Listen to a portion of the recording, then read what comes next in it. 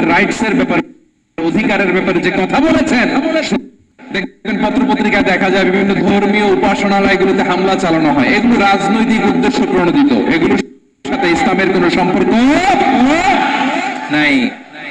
এই জন্য এই দুর্বৃত্তদের ব্যাপারে আমাদের সাবধান থাকতে হবে, আমরা সংঘবদ্ধ থাকবো। এই যে আমাদের পিসফুল কোএক্সিস্টেন্স, শান্তিপূর্ণ সহাবস্থান, যেদিন হিন্দুদের পূজা অনুষ্ঠান আমরা ওই দিন তাফসির মাহফিল করি না, ঠিক কিনা বলেন? যেদিন আমাদের তাফসিরুল কোরআনের প্রোগ্রাম, ওই দিন আমাদের হিন্দু ভাইরা ডিস্টার্ব করে না। সুবহানাল্লাহ। হিন্দুদের পূজা অনুষ্ঠানে আইন শৃঙ্খলা বাহিনীর পাশাপাশি মাদ্রাসার ছাত্ররা যে সেখানে পাহারা দেয়। গোটা পৃথিবীতে এই দৃষ্টান্ত আপনি পাবেন। মাদ্রাসার ছাত্ররা তারা তো কোরআনের ধারক, তারা হাদিসের ধারক, তারা কেন মন্দির পাহারা দিবে? এই সম্প্রীতিকে ধরে রাখার জন্য, এই সৌহার্দ্যকে ধরে রাখার জন্য, আমাদের পারস্পরিক ভালোবাসাকে অটুট রাখার জন্য। এখন বলেন, আমাদের এই ভালোবাসা অটুট থাক, আমরা চাই কি চাই না? আল্লাহ এই দেশকে তুমি বরকতময় করো, বাংলাদেশকে তুমি শান্তিময় করো। প্রিয় ভাইরা, আমি বলেছিলাম আমার আলোচনার বিষয় হচ্ছে শান্তিপূর্ণ সহাবস্থান, সাম্প্রদায়িক সম্প্রীতি। আমরা দেখবো ইসলাম আমাদেরকে কি কি দিক নির্দেশনা দেয়। আল্লাহ রাব্বুল ইজ্জত ওয়াল জালাল তিনি ইরশাদ করছেন, ওয়ালা তাসুবুল্লাযীনা يدعون من دون الله فيسبوا الله عدوا بغير علم كذلك زينا لكل أمة عملهم ثم إلى ربهم مرجعهم فينبئهم بما كانوا يعملون رب العالمين বলেন, গোলাম ও আমার ইমানদার বান্দারা, শোনো শোনো, লা তাসুবুল্লাযীনা ইয়াদউনা মিন দুনিল্লাহ ফায়াসুবুল্লাহা আদওয়াম বিগাইরি ইলম। ও আমার বিশ্বাসী বান্দারা, যারা আল্লাহকে বেঁধে রেখে দেব দেবীর পূজা করে, তোমরা খবরদার তাদের গালি দিও না। যদি ওই দেবতাদেরকে গালি দাও তাহলে ভুলবশত, শত্রুতাবশত তারা তোমাদের রব আল্লাহকে গালি দেবে, ঠিক কিনা? তোমরা যদি তাদের দেবতাদের গালি দাও, ওরা রেগে তোমার আল্লাহরে গালি দিবে, তাহলে আল্লাহরে গালি খাওয়ানোর কারণ হয়ে গেলাম আমি।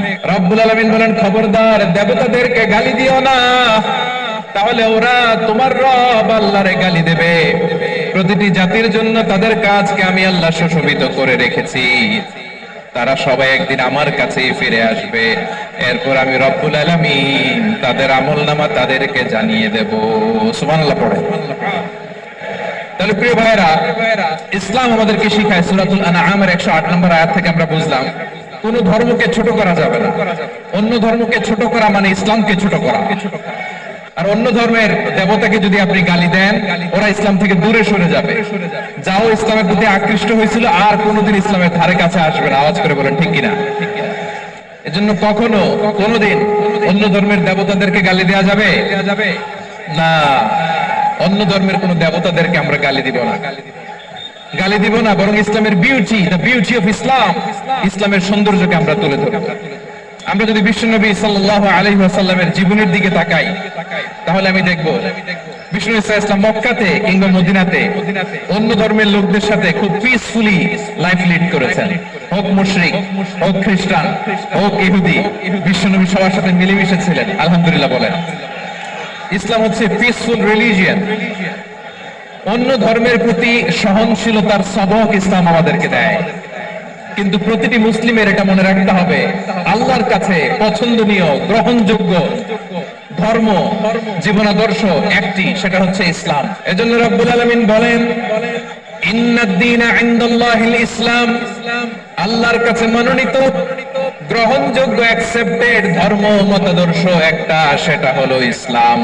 ইসলাম ছাড়া অন্য কোন ধর্ম যদি কেউ তালাশ করে, তার ওই ধর্ম আল্লাহ গ্রহণ করবে না। ومن يبتغي غير الإسلام دينا فلن يقبل منه وهو في الآخرة من الخاسرين.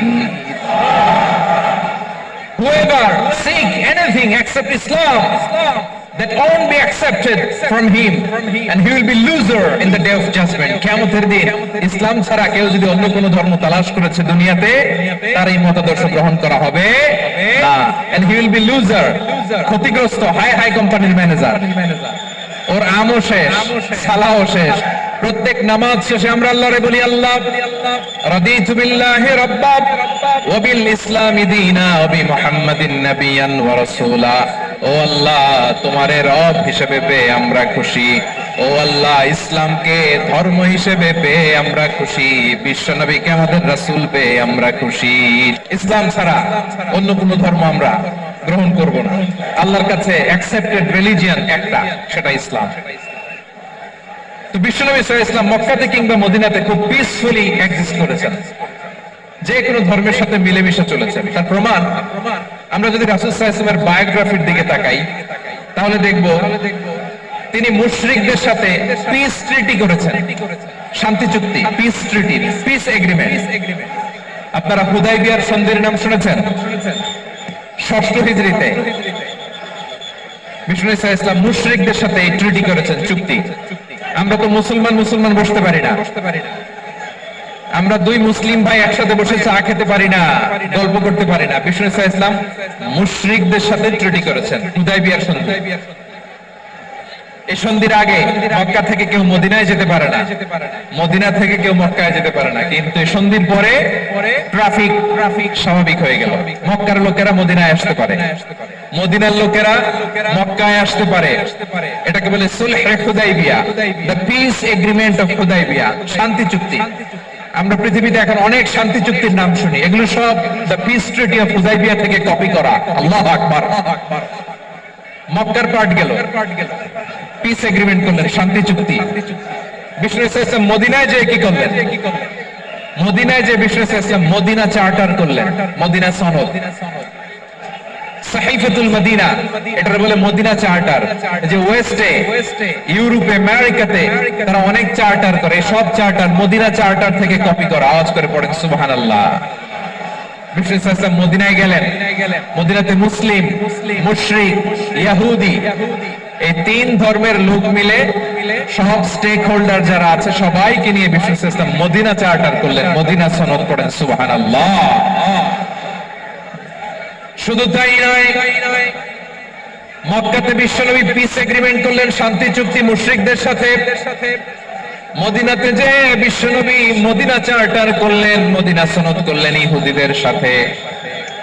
আবার মদিনাতে বিশ্বনবী ইহুদিদের সাথে পিস ডায়ালগ করলেন, ইন্টারফেথ ডায়ালগ করলেন, আন্তধর্মীয় সংলাপ করলেন, যে সংলাপের মূল ভিত্তি ছিল তাওহীদ। বিশ্বনবী ইহুদিদেরকে ডাকলেন, আহ্বান করলেন, কুলিয়া আহলাল কিতাবি তাআলাউ ইলা কালিমাতিন সাওয়াইন বাইনানা ওয়া বাইনাকুম আল্লা না'বুদা ইল্লাল্লাহ ولا نشرك به شيئا ولا يتخذ بعضنا بعضا أربابا من دون الله فإن تولوا فقولوا اشهدوا بأننا مسلمون। বিশ্বনবী মদিনার ইহুদিদের ডেকে বললেন, ও ইহুদিরা, শোনো শোনো, আসো এমন একটা আদর্শের প্রশ্নে আমরা একত্রিত হই, যে আদর্শের প্রচার তোমাদের নবীরাও করেছে, আমিও করি। যে আদর্শের কথা তোমাদের পবিত্র ধর্মগ্রন্থগুলোতে আছে, আমার কোরআনেও আছে, সেটা হলো তাওহীদ। আমরা এক আল্লাহ ছাড়া কারো ইবাদত করব না, আল্লাহর সাথে কাউরে শরীক করব না, আল্লাহ ছাড়া কাউরে রব মানব না। পড়েন সুবহানাল্লাহ। তাহলে আমার প্রিয় লালমনিরহাটের ভাইরা, মদিনাতে যে তিনি মদিনা চার্টার করলেন, মদিনা সনদ, পিস ডায়ালগ করলেন, শান্তির সংলাপ, ইন্টারফেথ ডায়ালগ করলেন, আন্তধর্মীয় সংলাপ, যার ভিত্তি ছিল তাওহীদ। তাহলে অন্য ধর্মের প্রতি সব সময় ইসলাম সহনশীল, টলারেন্স। যদি আপনি দেখতে চান ইসলামের নবী, বিশ্ব নবীর দিকে তাকান, ঠিক কিনা বলেন? আমরা তো সংখ্যালঘুদের রাইটস প্রোটেক্ট করার জন্য কত আইন বানাই, কত বৈঠক করি, কত সংবাদ সম্মেলন করি। বিষ্ণু সাল্লাল্লাহু আলাইহি ওয়াসাল্লাম সংখ্যালঘুদের রাইটস এর ব্যাপারে, অধিকারের ব্যাপারে যে কথা বলেছেন, শুনলে আপনি অবাক হয়ে যাবেন। বিশ্বনবী বলেন, আলা মান যালামা মুআহাদান আও ইনতাকাসাহু আও কাল্লাফাহু ফাওকা তাআতিহি আও আখাযা মিনহু শাইআন বিগাইরি তিবি নাফসিন ওয়া আনা হাজিজুহু ইয়াউমাল কিয়ামা। খবরদার, জেনে রাখো, কেউ যদি কোনো সংখ্যালঘুর উপরে অত্যাচার করে, কোন সংখ্যালঘুর প্রাপ্য থেকে যদি কেউ কাউকে ঠকায়, সংখ্যালঘুর উপর যদি কেউ কষ্ট দেয়, কোন সংখ্যালঘুর সম্পদ যদি কেউ জোর করে কেড়ে নেয়, আমি কিয়ামতের দিন বিশ্বনবী ওই সংখ্যালঘুর পক্ষে আর ওই মুসলমানদের বিপক্ষে বাদী হয়ে দাঁড়াবো। আল্লাহু আকবার। আপনি নামাজি, আপনি মুসল্লি, আপনি হাজী সাহেব, তাহাজ্জুদ পড়তে পড়তে কপালে দাগ ফেলে দিছেন, আপনার প্রতিবেশী হিন্দু, ভাবছেন আমার তো পাওয়ার আছে, ওর জমিটা দখল করি। বিশ্বনবী বলেন, কিয়ামতের দিন ওই হিন্দুর পক্ষে তোর বিরুদ্ধে আমি বাদী হয়ে দাঁড়াবো। পৃথিবীর কোন ধর্মে এরকম স্টেটমেন্ট পাবেন? আপনি ভাবছেন আপনি নামাজ পড়লে হাজী সাহেব কপালে দাগ ফেলাই দিলে আপনি সেলসালায় জান্নাতে চলে যাবেন না? খবরদার। বিশ্বনবী বলেন, কোন সংখ্যালঘুর উপর যদি কেউ আক্রমণ করে, তার প্রাপ্য তাকে না দিয়ে যদি তাকে ঠকায়, তার উপর জুলুম করে, তার সম্পদ যদি কেড়ে নেয়, আমি নবী, তুমি মুসলিম হইতে পারো, মুসল্লি হইতে পারো, তার পক্ষে তোমার বিপক্ষে আল্লাহর দরবারে বাদী হয়ে দাঁড়াবো। যে নবীর সুপারিশ ছাড়া জান্নাতের গেটও দেখা যাবে না, ওই নবী যদি বলে তোর বিপক্ষে আমি বাদী হয়ে দাঁড়াবো, ওই জান্নাতে আর ঢোকার কোন সুযোগ আমাদের থাকবে? এখানেই শেষ নয়, বিশ্বনবী বলেন, মান কাতালা মুআহাদান, বুখারীর বর্ণনা, মান কাতালা মুআহাদান লাম ইয়ারাহ রাইহাতাল জান্নাহ। কেউ যদি, কোন মুসলিম যদি অন্যায়ভাবে কোন সংখ্যালঘুকে হত্যা করে, কোন হিন্দুকে হত্যা করে, কোন বৌদ্ধরে হত্যা করে, অন্যায় ভাবে কোন মুসলিম যদি কোন সংখ্যালঘুরে হত্যা করে, জান্নাতে যাওয়া তো দূরের কথা, ওই মুসলিম জান্নাতের ঘ্রাণও পাবে না। সহিহ বুখারীর বর্ণনা, মান কাতালা মুআহাদান লাম ইয়ারাহ রাইহাতাল জান্নাহ ওয়া ইন্না রিহাহা লা ইউজাদু মিন মাসিরাতি 40 আমা। যে জান্নাতের ঘ্রাণ 40 বছর দূরের রাস্তা থেকেই পাওয়া যায়। সুবহানাল্লাহ পড়ে। এত দূরে থাকতেই জান্নাতের ঘ্রাণ আপনার নাকে এসে ধাক্কা মারবে। বিশ্বনবী বলেন, যে ব্যক্তি কোন সংখ্যালঘুকে হত্যা করে, জান্নাতে তো ঢুকতে পারবেই না, জান্নাতের ঘ্রাণও তার নাকে লাগবে না। পড়েন নাউযুবিল্লাহ। তাহলে সংখ্যালঘুদের ব্যাপারে ইসলামে অধিকার দেয়া আছে না নাই? এখানেই শেষ না। বিষ্ণু ইসলাম আপনার অমুসলিম প্রতিবেশীর সাথে ভালো আচরণ করতে বলেছে। আমাদের হয় না, এটা মুসলিম পাড়া, ওটা বৌদ্ধ পাড়া, হয় না? অনেক সময় হয় না, এটা আমাদের মুসলিম পাড়া, ওইটা হিন্দু পাড়া, এরকম আছে না নাই? হিন্দু যদি আপনার প্রতিবেশী হয়, কি করবেন? ওরা কষ্ট দিবেন নাকি? কেন? ও তো হিন্দু, ও তো আমার আল্লাহরে ডাকে না, ওরা কষ্ট দিলে জায়েজ হবে না? খবরদার। বিষ্ণু ইসলাম বলেন, মান কানা ইউমিনু বিল্লাহ ওয়াল ইয়াউমিল আখির ফালিউকরিম জারাহ। যে আল্লাহ বিশ্বাস করে আর আখিরাতে বিশ্বাস করে, সেজন্য প্রতিবেশীর সাথে ভালো আচরণ করে। সুবহানাল্লাহ। কলিজা জুড়ায় যায় না আমার নবীর কথাগুলো শুনলে? যে আল্লাহ বিশ্বাস করে, যে আখিরাতে বিশ্বাস করে, সেজন্য প্রতিবেশীর সাথে ভালো আচরণ করে। এখানে বলছে মুসলিম প্রতিবেশী বলছে, নামাজি প্রতিবেশী বলছে, আল্লাহ আল্লাহ প্রতিবেশী বলছে না। প্রতিবেশী আস্তিক হোক নাস্তিক হোক, প্রতিবেশী মুমিন হোক মুশরিক হোক, প্রতিবেশী হইলেই তার সাথে ভালো আচরণের দরকার আছে না নাই? বিষ্ণু ইসলাম ওনার ইহুদি প্রতিবেশীর বাসায় যেতেন। কোন প্রতিবেশী? ইহুদি। এক ইহুদি কিশোর বিষ্ণু ইসলামের খেদমত করতে, ইহুদি ছেলে আমার নবীর খেদমত করতো, তারা ছিল নবীর প্রতিবেশী। তো অনেকদিন হয় ইহুদি ছেলেটা আসে না।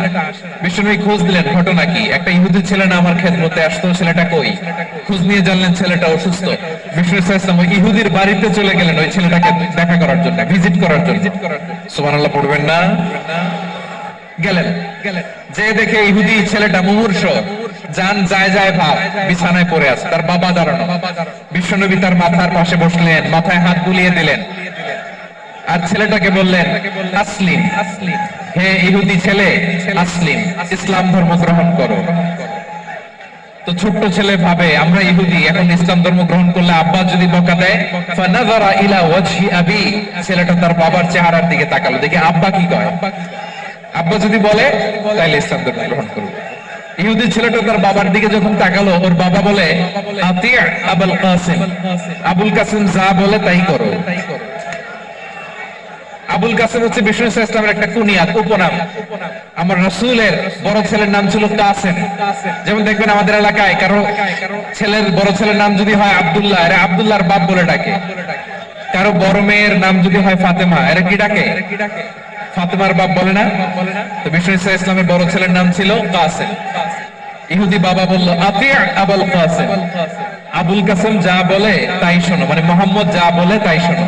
এই কথা শুনে ছেলে সাহস পাইছে, ছেলে আবার পড়তে আরম্ভ করলো আশহাদু আল্লা ইলাহা ইল্লাল্লাহ ওয়া আশহাদু আন্না মুহাম্মাদার রাসূলুল্লাহ, পড়েন আল্লাহু আকবার।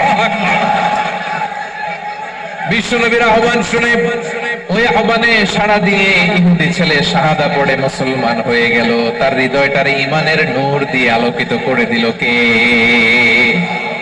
প্রিয় ভাইরা, এবার রাসূল সাল্লাল্লাহু আলাইহি ওয়াসাল্লাম বের হয়ে আসলেন ঘর থেকে, আর বললেন আলহামদুলিল্লাহিল্লাযী আনকাযাহু মিনান নার, প্রশংসা সে আল্লাহর যে আল্লাহ জাহান্নামে চলে যাচ্ছিল প্রায় এমন একটা লোককে মুহূর্তের মধ্যে কালেমায়ে শাহাদাতের বদৌলতে জান্নাতি বানায় দিলেন। আওয়াজ করে পড়েন সুবহানাল্লাহ। এই হাদিস থেকে আমরা কি শিখলাম? What is the moral of the story? এক নম্বর স্টোরি হলো, প্রতিবেশী ইহুদি হোক হিন্দু হোক, যাবেন, সুসম্পর্ক রাখবেন, উপহার দিবেন, বিপদে পাশে দাঁড়াবেন, তাইলেই তো আপনাদের প্রতি, মুসলমানদের প্রতি তারা আকৃষ্ট হবে। ঠিক কিনা বলেন? আপনি যদি হিন্দুদের সাথে বৌদ্ধদের সাথে নাই মিশেন, নাস্তিকের কাছে নাই যান, তো ইসলামের সৌন্দর্যটা ওরা বুঝবে কেমনে? আমার অনেক হিন্দু পরিচিত ভাই আছে, ওরা আমাদের ইফতারের প্রোগ্রামে এসে একসাথে ইফতারি করে। অনেক মদখোর আমার সাথে বসে একসাথে ডিনার করে, হাফ প্যান্ট পরা, গলায় স্বর্ণের চেইন, হাতে স্বর্ণের ব্রেসলেট, আইসা আমার সাথে ডিনার করছে। আছে এরকম গাঁজাখোর। আমি বলে আসো, welcome, welcome to my dinner, আসো বসো। বসলেই তো আমি ওর ডিএনএ, চিন্তার ডিএনএ চেঞ্জ করে দেওয়ার সুযোগ পাবো। চিল্লায় বলো ঠিক কি না?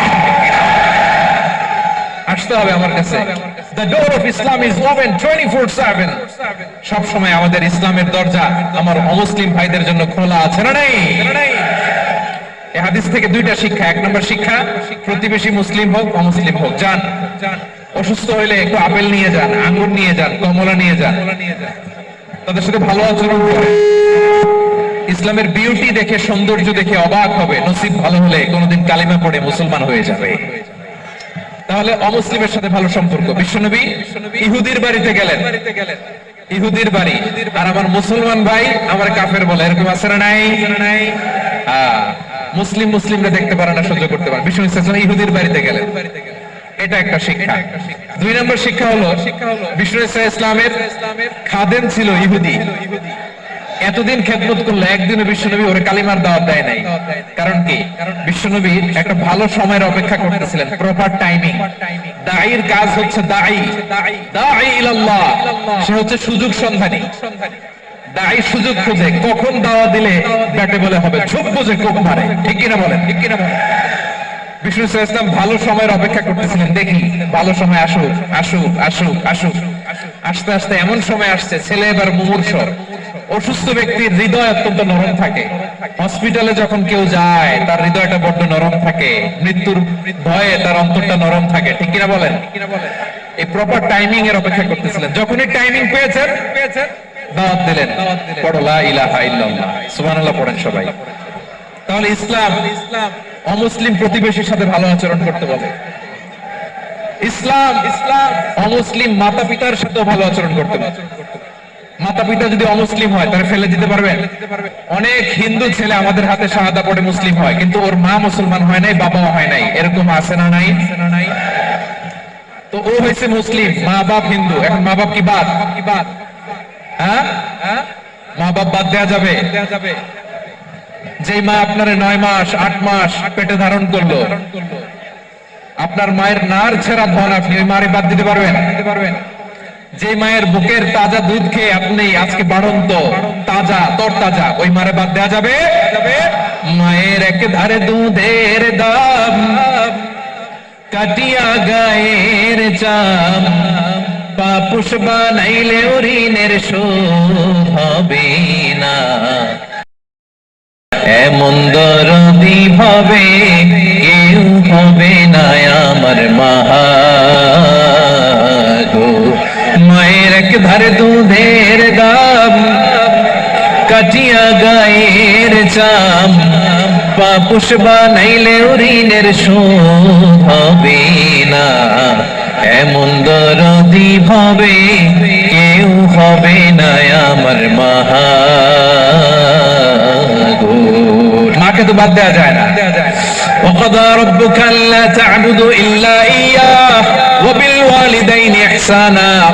আল্লাহ বলে অবধারিত দুইটা ভার্ডিক্ট তোমাদের জন্য, এক আল্লাহর ইবাদত করবা আর মা বাবার প্রতি ইহসান করবা। আদেশটা কার? মা বাবার প্রতি ইহসান করতে হবে। আমার মা হিন্দু হোক ভালো আচরণ করতে হবে, বৌদ্ধ হোক ভালো আচরণ করতে হবে। আমার যে সমস্ত হিন্দু ভাইয়েরা মুসলিম হয়েছে, তোমাদের মা বাবা এখনো মুসলমান হয় নাই, তাদের সাথে ভালো আচরণ করতে হবে। আপনাদের খেদমত নিজে করতে হবে অথবা খেদমতের ব্যবস্থা করাই দিতে হবে। মান্থলি যে খরচ লাগে এটা দিতে হবে।